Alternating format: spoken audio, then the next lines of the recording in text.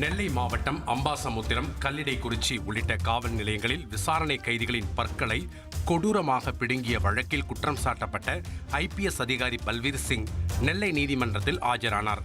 இந்த வழக்கு மனித உரிமை மீறல் என்பதால் இதை மாவட்ட நீதிமன்றத்திற்கு மாற்ற வேண்டும் என்ற பாதிக்கப்பட்டவர்களின் கோரிக்கையை நீதிபதி ஏற்றுக்கொண்டு இதுகுறித்து CBCID போலீசார் பதிலளிக்க உத்தரவிட்டார். இந்நிலையில் நியாயமான விசாரணை நடைபெறும் என நம்புவதாக பாதிக்கப்பட்டவர்கள் தரப்பு வழக்கறிஞர் மாடசாமி தெரிவித்துள்ளார்.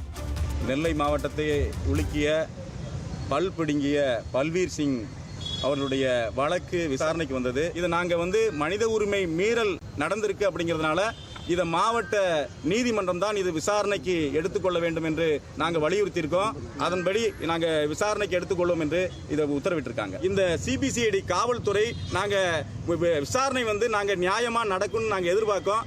இதுவரைக்கும் அந்த கொரடை கூட அவங்க கைப்பற்றலைங்கிறது ஒரு வேதனையாக இருக்குது. இதில் எப்படி எங்களுக்கு நீதி கிடைக்குங்கிறது மாண்புமிகு நீதிமன்றத்தை தான் நாங்கள் முழுமையாக நம்பியிருக்கிறோம்.